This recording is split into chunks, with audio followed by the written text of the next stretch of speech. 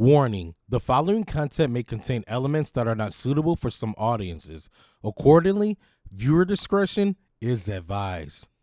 A lot of information on this video is alleged, so don't take anything personally from this video. Just make sure that you guys like, comment, and subscribe, and be sure to leave your thoughts at the end of this video. EDM has been an important factor since the early 80s, especially in the country Canada. Chris Sheppard, being one of the first pioneers to disseminate EDM culture in Canada, left a huge impact with not only his music, but also hosting a dance music radio show in which was broadcasted nationally all through Canada. With him being the key figure to the EDM dance music scene, it would shed a lot more light on the country, influencing a lot of DJs to start producing music from there.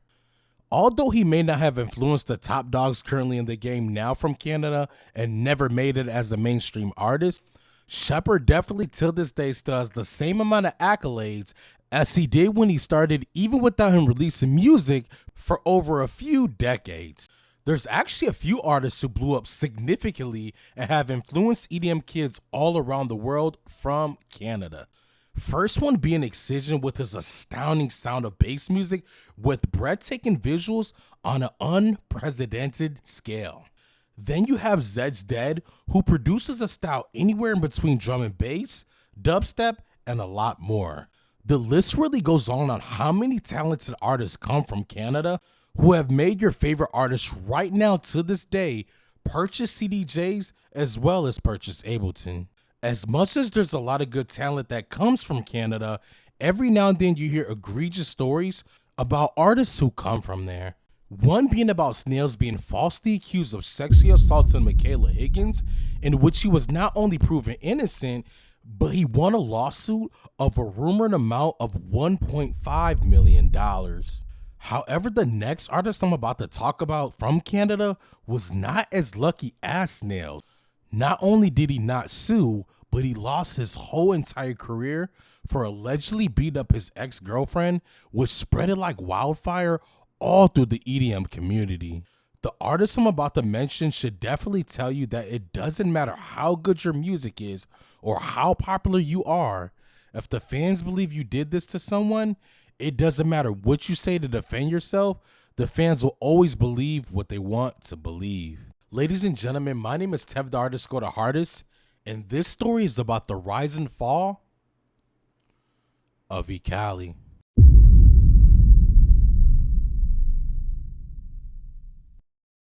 Nathan Shaw, better known as Ekali, was born and raised in Vancouver, Canada. He spent half of his time with his dad in Vancouver and half of his time with his mom on Main Island in British Columbia. With both parents being musicians, Ekali stated, "I've always been around music. It kind of just laid a nest inside of me, and that's it. There was nothing else for me except for music." As he got older, he realized school wasn't his cup of tea because he didn't really fit in well with other students at his school. Not only that, he didn't really get good grades at school, which is why he dropped out of school and started looking for bands to play in. Even though I encourage all kids to stay in school, I will say there's a couple of EDM DJs who became very successful without a high school diploma or college degree. One of them being Deadmau5, who's a very successful EDM DJ in the scene with his stimulating sound of house, which has took the world by storm for years.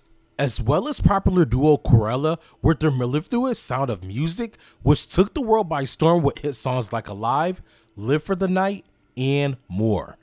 Ekali was determined to make music his one and only career because the simple fact that's all he really knew. In fact, a lot of people didn't know he was in a band, Said the Whale, in which he's still in cahoots with members of the band as well. The band would form in 2011, but Ekali would only stay in the band until the year 2016. Ekali would try to be a singer at a point in time, but unfortunately he didn't have the singing voice, which is why he only played guitar while he was in the band. Around that time, he started getting into EDM, which is around the early 2000s, but his goal at that time wasn't to be famous. It was more so to focus on learning his craft and creating, which was very smart of him to do, simply because when you rush to the finish line, a lot of times you'll end up losing the focus of the journey. Even though he was part of a popular band, the group really didn't make that much money touring. They even landed themselves in a bit of a hiccup when they went to Sacramento to perform a show. Ekali would state that overnight, someone broke into the group's travel trailer and stole everything they had, including their instruments and all of their luggage. This would have to be extremely stressful for the band because they were barely making ends meet. So now, not only did somebody steal their luggage, but you stole my instruments as well, so now I can't even perform? I can only imagine what was going on in their heads. It sucks that the band had to go through that without having a touring manager, because usually the tour manager handles those type of things, but however, they did manage to get through it, even getting matching tattoos the same night the burglary happened. Late 2016, Ekali would part ways with the band and more so focus on his solo career as an EDM artist. With him staying grounded, his first song called Unfaith was so good that superstar artist Drake sampled the song on one of his tracks. He stated, "It was one of the biggest confidence boosts I think anybody could possibly receive." I don't know if you guys noticed this, but anytime Drake has ever co-signed an artist or anyone in general, for the most part, you're more than likely gonna get on. Although it was mind-boggling that Drake sampled his song, it didn't quite move the compass for him in the EDM world. However, it did give him the drive to go even harder at producing high-quality songs. Being that Ekali already had experience touring in a band, he wasn't overwhelmed with touring as an EDM DJ, especially with having an established team. Ekali would get his first big break performing at Hard Summer Festival in 2016, making a big splash in the EDM scene with his euphonious style of trap that had EDM fans hooked, no phonics. Also that year, he was performing at huge festivals such as Coachella, Lightning in the Bottle, and even Seasons Fest, which just so happens to be in his hometown. Even though Ekali was still getting bookings at festivals and clubs in 2016, he would then announce his first EDM tour September 7th, with 22 dates to be exact. Ekali's career would then start to skyrocket with his astounding collab with mainstream artist Selenium called Hard to Say Goodbye. He also has a mind-blowing feature with Yuna, which right now currently has a total of over 18 million streams. Ekali toured a lot since the year 2016 non-stop, as well as he had continuous festival bookings.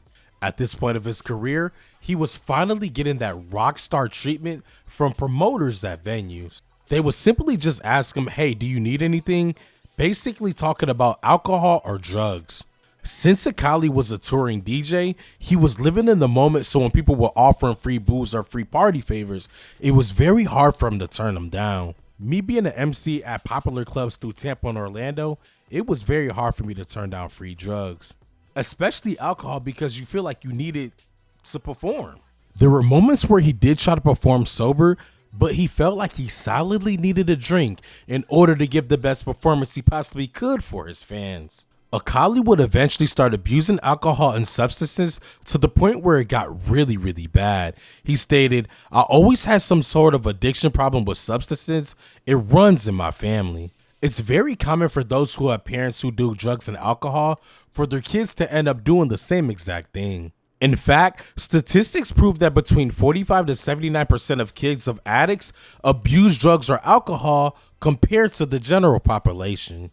Having a job as a touring DJ, he was always surrounded by drugs and alcohol. You see everybody happy, having a good time, dancing, having the time of their lives. But then you go back to your hotel, it gets very lonely, in which you hear the same story from other mainstream DJs as well. Ekali even stated, "The hotel room started to feel like prison sometimes. All the walls started to look the same, makes you feel like you're going crazy." The best part of touring for him was when he would do after parties in California or Texas so he could invite all of his friends. He really didn't like doing shows where he didn't know the promoters or if he didn't know anyone in the city, because not only would he feel alone, but he would also feel anxious as well. He would release his first solo album, A World Away, in the year 2020, right before COVID. It wasn't really too much of a downfall for him because he got to tour for some of the year, in which he got lucky because an album tour, you have to put up money down for production, the personnel, the bus driver, and a lot more. It sucks because due to COVID, it was an unfortunate situation for other touring artists who put money up for their tours who couldn't perform, which left some artists in the hole. To be honest, I wouldn't be surprised if those artists worked regular jobs until things went back to normal just to make sure their bills were paid. Depending on what type of tier artist you are, you're not going to make that much money on your streams. Most artists, including Ekali, made most of their money off of touring. For example, you'll probably make an estimate about 3K US per million streams on Spotify, so artists definitely took a huge hit when COVID hit. Ekali went from playing about 150 shows at his peak to playing about 30 shows on his tour within 2 months.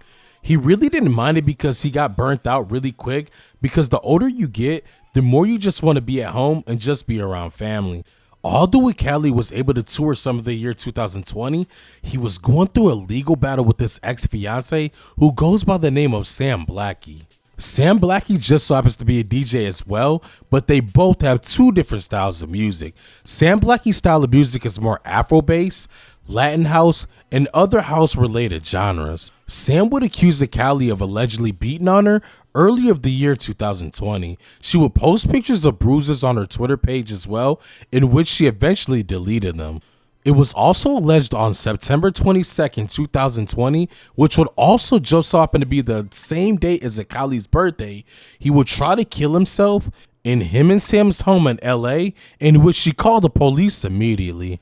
The police would exercise an involuntary 5150 hold and send Ekali to a mental hospital, in which he would have to stay there for a minimum of 24 hours. Ekali would tell people that Sam made the whole situation up about him trying to commit suicide, and it was also alleged that Sam hid it from his parents when they were trying to get a hold of him, saying that she didn't know where he was. After this incident, the two would then break up, and a couple of days later is when she made the allegations that he allegedly beat her when she was trying to leave their LA home. As days went by, she posted a note on her Twitter stating, "Wow, I'm sorry. I was gonna wait on this release of info, but I just got off the phone with a mutual friend of mine and Nathan's. But seriously, Nathan, you really fucked his girlfriend in his house when he took you in after I kicked you out because the police came to our home? You know, after your manager and best friend told me to call the cops on you because they couldn't handle you. And when the cops wanted to arrest you for domestic violence, assault, and battery after you abused me verbally and physically, but I still helped you by not pressing charges that day, but instead asked the police to 5150 you so that you don't lose your visa and get permanent record. Not to mention, 1 week after this, you go on a holiday boater to fuck another 21-year-old girl? Wow. You are truly a horrible human being. You put me through hell by gaslighting, lying, cheating, and abusing me, abusing drugs, going to rehab, which I stood by you, and then watched you relapse until them on a 4-day bender from hell, on my work trip, get arrested on the flight home, and handcuffed and detained in lax, and then again get detained and handcuffed from our house the next day. How do you keep treating people like this and keep it hidden from your fans? It was rumored that Sam demanded things from Ekali's manager to handle, which would be removing her from the lease, removing all lease fees on her behalf, with leaving it only for Ekali to handle, with also 1 year of therapy paid by Ekali, with the total of that being over 14K payable on PayPal within a 2-week span. It was rumored that Ekali was telling people that he was being extorted by his ex-fiance for $50,000. All of this happened while being in the midst of being canceled. Once the EDM blog sites picked up on the information and reported about the abuse, they would all unfollow him, as well as other big name artists in the game. Sam was very excited about Ekali being canceled. Not only did she make a tweet celebrating Ekali paying $50,000 to her, she also made a video about it as well. Baby, I got your money. Baby, I got your money. As many as people would call it extortion, it could be that she just wanted a paycheck for what was done to her. Sam did go to the authorities and press charges later down the line, but the DA's office dropped the case right away due to lack of evidence. 2 months later, she would also try to file a civil lawsuit as well, but that would also get dropped immediately. Even though she didn't win the civil suit and get any money from him, Ekali was rumored to have paid over $500,000 in legal fees for arbitration. Even though Sam didn't win the lawsuit, she still won the war because Ekali's career as a mainstream DJ is completely over while her career is still flourishing. Now I'm going to keep it 1,000 with you guys. I know this situation is very, very tough for both parties involved. One, if it happened, got the shit beat out of them, right? And then the other one lost their career. Because once an allegation comes out where when someone gets abused or sexual assault, you're out of there. That's it. Now, what ends up happening is they may get bookings every now and then, but as far as in being a mainstream main stage DJ, over with, because clubs don't want to risk booking you. They don't want to get canceled. That's what it comes down to. It doesn't matter if he did it or not. People are just not willing to risk it. Once something goes on an EDM blog or the social media talks about it, you're pretty much done. For the most part. Snails, he got lucky. He got lucky. Because I feel like in Snail's situation, he didn't know who the person was. Like, she completely lied. He never even seen this girl before. So Snail's situation was a lot different. I just feel like, well, if you put your hands on a female, you a sucker. Period. You a sucker ass nigga. And I'm not saying he did do it, but if he did, he's a goofy. Period. Now, as far as in the extortion part, I mean, I guess you can call it extortion to a certain extent, but if you put your hands on me, like, I'm a woman, you put your hands on me, you goddamn right I'm gonna milk you for every dollar that you have. Granted, she didn't win the civil suit, but he paid her $50,000. Probably even more than that. You know what I'm saying? He did cough up some money. So, regardless of the situation, she won. You can never win against a woman when it comes to shit like this, for the most part. For the most part. You're not going to win. You would have to have some type of strong evidence to be proven otherwise. But either way it goes, it's career damaging. And just to see the level that he was at, because I listened to his music before he was even famous. Like, I found his music on SoundCloud years ago, and then he just so happened to blow up. It just sucks because his music is so fucking good. And it's just like, do I even still want to listen to it? Because I don't know if he did it or not. Sam, she posted pictures of bruises on Twitter, right? But she removed them because I couldn't find them anywhere. Because I was going to put it in the video. I couldn't find them. But if he really did do that, man, you a sucker for that. But if you didn't, then she needs to get sued. It is what it is, man. But if he did do it, Sam, I hope everything's going right with you. I hope that your mental is good. Ekali, if you're innocent, I wish you nothing but the best, man. Like, real shit. But it's just an unfortunate situation on both sides. Well, actually, no, it's not. It's more unfortunate on his end because his career is gone. But hey, tough break, nigga. Always FUBU, as the word of Dave Chappelle. But anyways, man, if you guys like the content on this channel, I'm going to need you guys to like, comment, and subscribe. My name is Tev the Artist. Go to Hardest. GTH. You already know the skull. Skirt.